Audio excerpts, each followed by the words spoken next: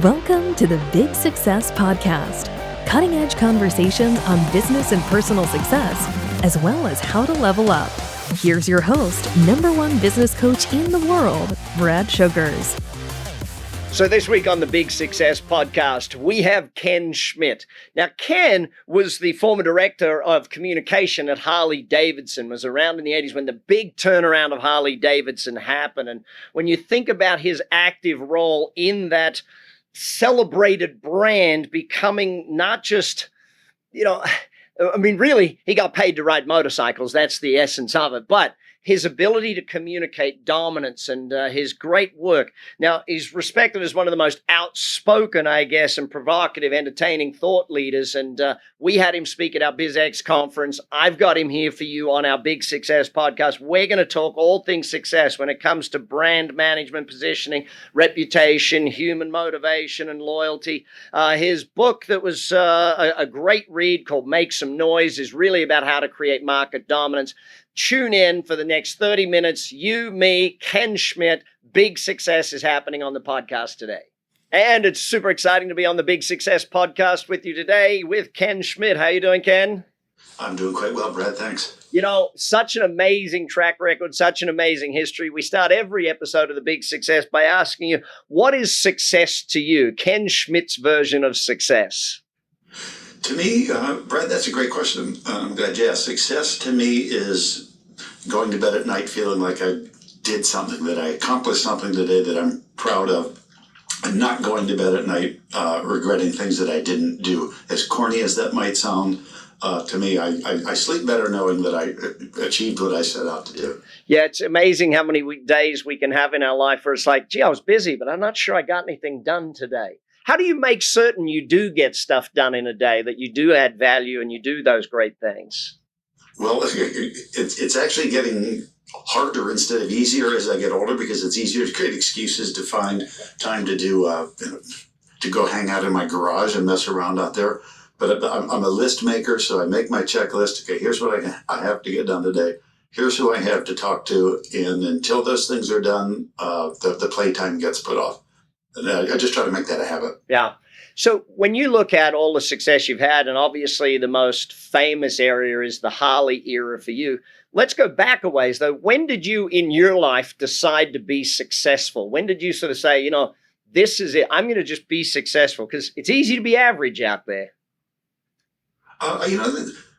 It's interesting because when I first got out of college and started, on the first steps of my, career, I thought that success meant that I had to make myself look good at all times. I had to be, a leader. I had to be a hard charger. I had to be aggressive. I had to be great around people. But a boss who turned out to be a great mentor without realizing he was being a mentor at the time, told me something. He said, Ken, your job here isn't to make yourself look good. Your job is to make me look good. Because if I look good, then we both look good. And then I just took that a step further, working with clients. My job's to make you look good. Because if you look good, that means I'm not only doing my job, it means I'm doing my job well. Otherwise, you're not going to keep me around. And I've repeated that line a billion times in a billion meetings to a billion different people. It's make the people above you or that you work for look great and look successful, because if you're doing that for them, they see that, they recognize it, and they'll reward you for it. So do you think that mentor helped you choose success in your life? Do you think that was something he chose, or do you think you chose it earlier than that? I think I did choose it earlier because I was always a capitalist. I was, for the time I was like 12 years old, or even younger, I had two paper routes all the time. I mowed lawns. I just liked the concept of work and reward. I liked to have things. I wanted to have the best bicycle. I wanted to have the nicest motorcycle when I got older. And I knew the only way to get that was to work for it. And the harder I worked, the faster I got it. Yeah. So I've always sort of had that drive. This is why you guys can lay around and watch TV. I'm going to make some money. I'm going to make a name for myself. Yeah. It's funny how early in life we can choose success, but then it's also funny how many people can choose mediocrity in life. So let me ask you this then. What's your theories? Because here on Big Success, it's all about success with whatever people's definition of that is.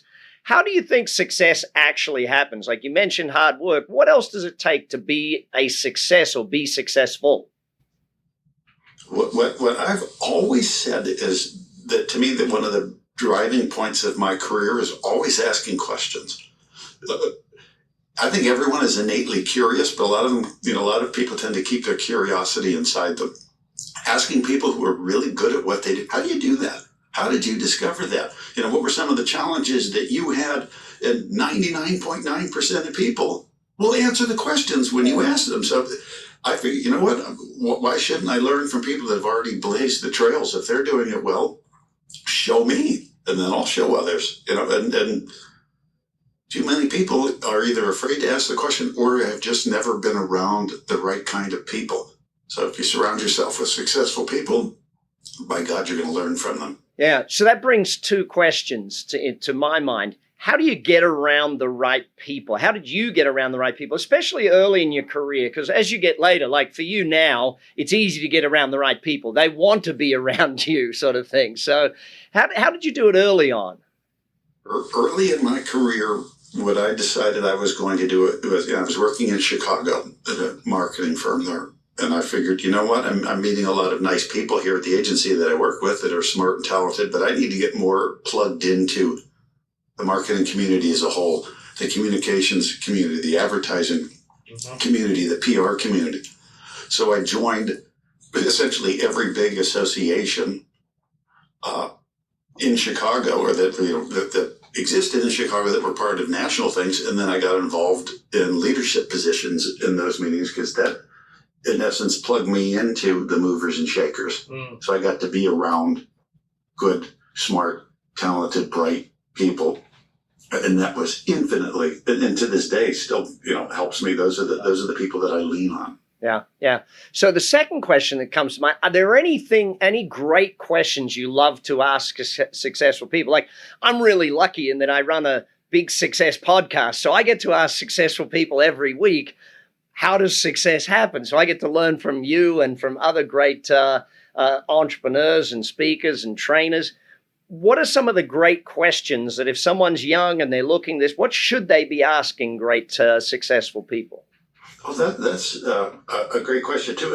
And again, I like the way you worded that, Brad, because you said, what do you want, or do you think people should be asking? Because I do think people should always be curious and always be inquisitive, because I've also found that people in leadership tend to respect and remember the people who ask questions. Yeah.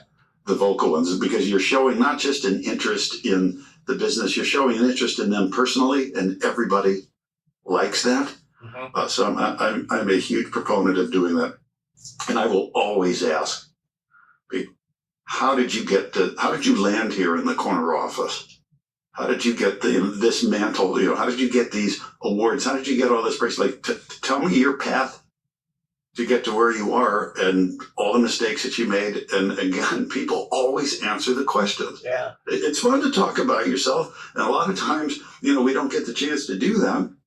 So it's humbling, but also kind of gratifying. Yeah. Yeah, very much so. Very much so. So let's flip it over then. And obviously we can learn not just from our successes, but we can learn from our failures. How did you use learnings or failures or mistakes to help you become successful? What did they teach you from your failings? Or are there any good stories of that stuff that you've got to share? I think so much, Brad, and I like to use my time at Harley-Davidson as an example here. So much of what we were doing and so much of what I was really championing, if that's a word, and quarterbacking, is we have to try doing things that not only we've never done before, but that no one that we know of has done before. Which is pretty much saying, look, we have to accept up front, there's a chance that some of this stuff might not work. But the main thing wasn't to look at something that didn't work and kind of wallow in the pity of it. There's always something you can learn from that. Hey, we're not going to do that again. Or but also to ask people around, like, how could we have done this better? What would it have taken to make this work? Because the idea sounded right, but the execution was off. How could we do this better next time? And just accepting the fact that nobody ever bats 1,000, and that's not something to get depressed about. That's just something to accept up front. Say, hey, that's part of life, and that's part of building a business and building a career. Yeah. Take some chances. Yeah, very much so. Gang, you're on the Big Success Podcast with Brad Sugars. We'll be back with Ken Schmidt. He was the CMO. He was the director of communications at Harley-Davidson. He's currently president of Ken Schmidt Companies. We'll be back and talking more on success in a moment. Marketing is the lifeblood of a business, and when done right, it's a phenomenal investment. It's profitably buying lifetime customers. How you get prospects to identify themselves as needing you is what Raise Your Hand Marketing by Brad Sugars and Josh Bardsley is all about. Getting your suspects to become prospects and raise their hand to say, I'm ready to engage with you. And welcome back to Big Success. This is where you learn about how you can create amazing success for yourself in your business, in your life, and in your wealth. Ken, let's talk about a quote that I wrote down when you spoke for us here in Las Vegas at our BizX event. People support what they help create. How do you have success at getting people to help you create the business and the success and all of those things? How do you do that? In theory, it's easy, and here's why. See, I base that comment not just on experience, but on what has to be a scientific fact. And the scientific fact, I've actually no idea if it's scientific. I just assume it is that people don't like being told what to do. You need to do this, and this. Mm-hmm. Like if you've ever had somebody work for you or working with you and you give them, kind of bark out an order, they might do it if you're watching them, but as soon as you turn your back, they stop. It's dehumanizing and humiliating, but you find pretty early in your career, if your eyes are open, that if you involve people in the process of determining what needs to be done, how would you do this? What would you do first? We know what needs to get done. Instead of me telling you how to do it, why don't you tell me, your thoughts? How would you attack this problem? And when people are involved in sort of the crafting of the solution to the problem, well, by God, they buy into completing it. Well, now I have to finish this. I own this now. Yeah. And enthusiasm goes up, buy-in goes up. It's just a matter of involving people in the decisions about things that are, important to them. Yeah. I want to go back to Harley, and I want to think about, which, by the way, my favorite bike is my Softail. Any particular bike your favorite? Oh, I'm a street glide guy. Sure. There you go. So I knew that might be the case. So, and I think as I get older, I may change. It's one of those things. Comfort might be the thing that I look for. That's coming, Brad. That is coming your way. It does for all of us. Eventually, comfort trumps all. So let's talk turnaround. How do you succeed at doing a turnaround? What's your thoughts on that? Because that was a big, big turnaround when you look at it. Well, first of all, you have to be very cognizant of the reality that says, look, we don't have a cure for infectious diseases here that people have to buy. What we have something that is incredibly similar to what our competitors have to sell. We make and sell a product. And I say that across any category, in any business, anybody I talk to, there's nothing you can sell me that I can't get from somebody else. Mm. So that was kind of an ego check to say, hey, we might think we're the greatest, but the marketplace clearly doesn't. So that's what went wrong in our case, and what goes wrong in most businesses that have something to sell is we dumped collectively all of our energy into promoting product, promoting what we do. And what we learn the hard way is that that's essentially presenting yourself as a commodity, saying the product is what's most important here. And that can't be true in a marketplace where there's lookalike stuff that's made very, very well and sold by big name companies at lower prices. As we need to, as a business, stand for something that transcends what we do and instead presents who we are. Mm. Because if you talk about a business, you never talk about what a business does. You always use the pronoun they, which means they do this. This is what they do. This is who they are. As we humanize the business, so we said, let's stop talking about what we do and talk about who we are and who we do it for. Got it. And the glorifying people versus hardware or processes made us more approachable. Made our dealers more approachable, made us a more attractive and likable business in a market full of lookalikes. The businesses that do the best, or the people that do the best, are the most likable and approachable. And that's the tack that we took. So let's think about that then, because you use the term tattoo worthy. I mean, turning your customers into referral sources, advocates of the brand. How do you succeed at creating a tattoo-worthy brand? It's such a great question, because people look at, a Harley-Davidson tattoo on somebody's body, and there's millions of them out there. What a world. And they instantly equate that with a motorcycle or a product. So that person is expressing his or her loyalty to their motorcycle. And that's not true.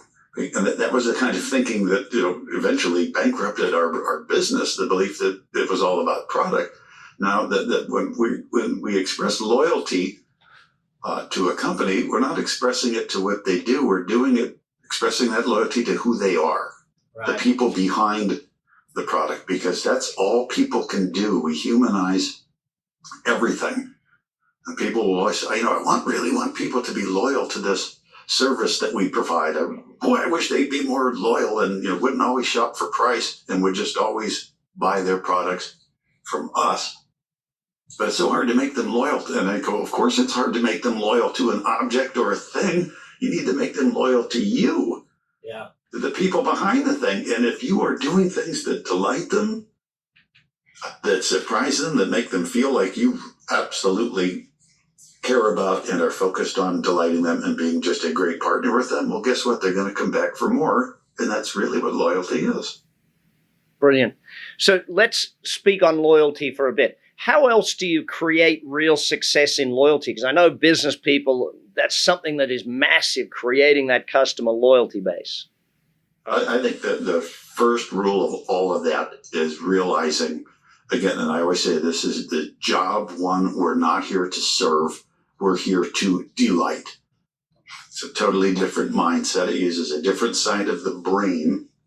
It says, if I focus first on delighting this person, whether I'm live and speaking with them, personally, whether I'm online, whether it's a text, whether it's a website, whether it's an email, is if I focus first on remembering that there's a human being at the other end of this. And my job is to be a source of delight, to make that person feel a little bit better about themselves. And anybody and any business can do this. If you do that, you've immediately got their attention. Yeah. And anything that makes us feel good, we return to. Again, that's what loyalty is. So the mindset shift is, there's a customer, a client, maybe someone that we don't know is on the other end of the phone calling us. Our first thought is, what do I want this person to remember and repeat? What do I want them to remember about this 30 seconds or maybe 5 minutes that they spend with me? Yeah. If I'm focused on that first, not, boy, I got to get the sale.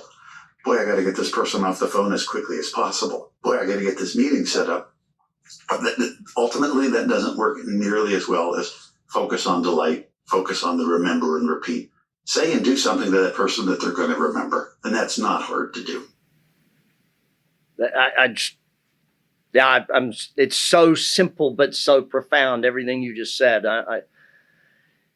In your book, Make Some Noise, the word dominance is a big focus. And it's something that I took out of it, that focus on dominance. How do we succeed at dominance, I guess, in a market? It's interesting, Brad, how many people, and I'm sure you run into this all the time with clients, or the action coach people out there that are working with their clients, say that they'll talk to people who seem to have a sense of sort of self-defeatism. well, we'll never be as big as, these guys. They've got things that we don't. Instead of focusing on all the things that you're not, why don't you just focus on crushing as many competitors as you can? Because you know what? All your competitors probably have that same mindset. Yeah. Hey, we're just happy to be in the game. We'll struggle for any sale. And I always say, well, that's fine. But if you can't be a market leader without a kind of a dominance mindset, in order for me to win and be successful, that means I need to be better than, or to be perceived as better than these people I'm competing against. So in my mind, I want them to lose and me to win. And dominators win. You don't go onto a football field or a baseball or any sporting environment without thinking that way. I need to dominate this other team. I need them to play my game. I'm not going to play their game. So I love that mindset. I want to ask you one last area of success. How do you succeed as a CMO? Because you've trained a lot of marketing officers. The consulting you do, the work you do with your company, the Ken Schmidt company now. How do you become a successful CMO? What I have learned and said for decades, Brad, is that you always should be working with the absolute best available people. If it requires paying more to work with the best, you pay more, because ultimately you end up paying more in the long run if you surround yourself with the people with lower levels of talent or ability or of lower attitude. So you surround yourself with the best possible people.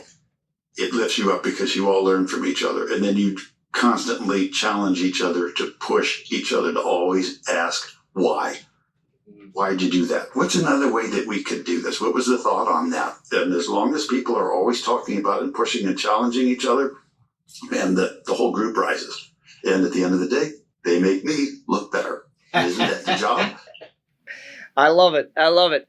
You're on the Big Success Podcast. I'm Brad Sugars. We'll be back with Ken Schmidt in just a moment, and we will be talking about leveling up, taking success to the greatest of heights. World-renowned speaker and teacher Ken Schmidt. As the former director of communications for Harley-Davidson Motor Company, he played an active role in one of the most celebrated turnarounds in corporate history. Find out more on kenspeaks.com today. Welcome back to Big Success. I'm Brad Sugars. We're here with Ken Schmidt, president of the Ken Schmidt Companies. He is a genius at all things marketing. Ken, when you look at Harley, they've achieved amazing things. They already had achieved amazing things when you stepped in and started helping with the whole rebrand, or I wouldn't call it a rebrand, like the turnaround, I guess, of the market. Sometimes, and it's often been said, that good is the enemy of great. How does someone go from good to great, or to amazing, or to unicorn? That dominance that you talk about. How do you do that? Well, first of all, it's very much a mindset. And I call it a very contagious mindset, because when you, whether it's just, you in your own business and you're just a one-person shop, or if you're somebody that's working with hundreds of other people, to me, the quest for dominance and the visible effort behind doing that is a very contagious thing. If I, as a leader or someone who's working with a team, is pushing or saying there's no reason why we can't take this a level higher. There's no reason why we shouldn't do better each quarter than we did the quarter before. And here's how we're going to do that, and just not let off the gas. Because just like the quest for success is contagious, so is kind of acquiescence and acceptance of the norm, or that kind of that self-defeatism. And we can't really get bigger than we are. Yeah, we've got all these things working against us. Amazon's out there. Okay, the internet's going to hurt our business. All these excuses that people have to say. Well, all right. Well, guess what? Everybody else has those same issues too. Yeah. How do you keep yourself in that mindset, and how do you keep your clients in that mindset of ever growth, everything? Because in a massive corporation, they've got a board of directors, shareholders who are demanding that growth. But to do it personally is different. How do you do that? It's all about mindset and confidence, and always asking questions, because you know what? If the business isn't succeeding, it's because the person running it or the people running it aren't asking enough questions. They're not turning over every rock to see what exactly are we not doing right here. And they're also not, and this is absolutely key, they're not asking the people that they serve what they can and should be doing differently or better. What would you like to see us do? We're trying to go from good to great. We're trying to be absolutely dominant. How can we do that? How can we better serve you? What would you like to see us do? If you were running our business, what would you do? First of all, people will answer those questions because everyone asks a question that you ask them in person, but you're going to pick up things. You're going to learn that, hey, maybe your competitors are better at some of the things you're doing than you thought they were. Yeah. Yeah. How do we overcome that? And then work together and say, well, that's it. If somebody's doing something better than we are, we have to start putting together a plan to do it better than they are. Yeah. We cannot allow them to dominate us. Yeah. Wonderful. So let's think about that dominant mindset, because it really is about, how do you dream massive? How do you even get to that thinking? Because you think about it, when you're a young man, you had to think massive. You had to do that. When you walked into Harley, you had to pose the question, how do we do things that we've never done before? How do you train someone to actually believe in the fact or even leap to that, Ken? It's interesting because I was surrounded by a lot of really passionate people. And what I learned pretty quickly is that the passion doesn't automatically equate to ability. And that, that sounds like it's a bad thing. Not necessarily so, but a lot of people were perfectly content to just get by. And I've always said, look, if you want to get invited to have dinner at the CEO's house, if you want to mix it up and party with the movers and shakers, you've got to be more visible. You've got to be more plugged in. You have to be in front of them. They have to know who you are. You have to be doing something that delights them so that they remember you. And there were always some people who say, you know what, that's not the world that I want to be in. I don't want any part of that. And then I always have to tell them kind of straight up, then you're going to have a really difficult time. With me, you're going to have a difficult time here because we're here to dominate. Now, we're in overdrive, and we can't accept anybody that's willing to just sit there neutral. We got to go, and we got to go hard. You're all in or you're all out. I got to see it to know that it's real. Make it real. Make me a believer. Love it. All in, all out. All right, we're going to do a quick fire round. I love doing this on our Big Success podcast. What's your one tip in each of these areas on how to have success? So let's start with fun. What's your tip on how to have success of having fun in life? Being surrounded by people who want to have fun with you. Fun is contagious. The Harley group is definitely one of those. That's always been the case. Amen. Self-development. How do you have success at developing yourself? Read. I read a newspaper cover to cover, at least one every day. I get any group I ever talk to, especially college kids. You want to do well in the world, you have to know what's going on in the world. You need to be able to talk about what CEOs and business leaders are talking about. And they're talking about what's happening in the world because it impacts their business. Yeah. Be conversant in that stuff. Great. Goals. How do you have success at setting goals? If you don't set a goal, you obviously can't meet it, and you can't really improve. Because you have to be, each goal should exceed the one that you had prior so that it forces you to keep learning. Yeah. Personal best is one of my favorites. How about health? How do you have success in health? In health? Make that as important a part of your daily regimen as eating and sleeping.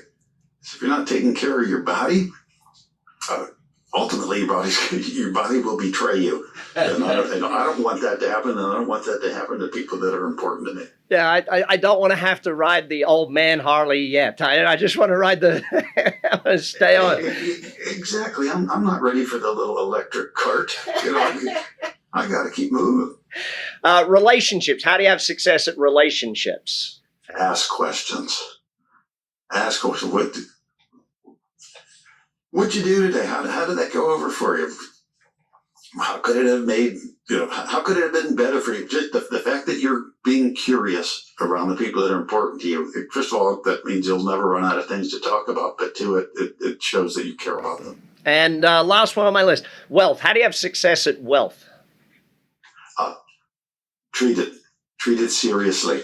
This is, you don't look at wealth for the sake of wealth. You look at wealth from my perspective, for your retirement, for the betterment of your family, and for your personal comfort. You manage it, you set goals for it, and you work to meet and exceed those goals. And once you develop that mindset, it becomes kind of one of those guiding things in your life. Wonderful. So, final piece of advice you'd have, or what's the best advice or the best quote you've ever seen or been told around success? I think it was what I said up front is your job isn't to make yourself look good. Your job is to make the people around you look good. Because if they look good, you can't help but glow. And everybody knows who's responsible for their success. So lift up the people around you and watch what happens. Wonderful. Well, Ken, hopefully we've made you look good today on this Big Success podcast. Thank you so much for your time, energy, and effort. Gang, you're on the Big Success podcast. Hit the show notes, connect with Ken, follow Ken, read his books, do whatever you can to learn more from this gentleman. And we'll be back next week with more success for you. And that's the Big Success Podcast for today. Hopefully you took a lot of notes. Hopefully you learned a bunch. And hopefully you're going to take action on it. BS, Brad Sugar's Big Success, take action. Check all the show notes for all of the links. So make sure that you have links to every single thing that every speaker has in our show notes. Check them now. Click the links. Take advantage of it. And I'll speak to you again next time on the Big Success Podcast. You've been listening to the Big Success Podcast with the #1 business coach in the world, Brad Sugars. To learn more about how to achieve business and personal success, as well as how to level up or listen to past episodes, visit www.bradsugars.com.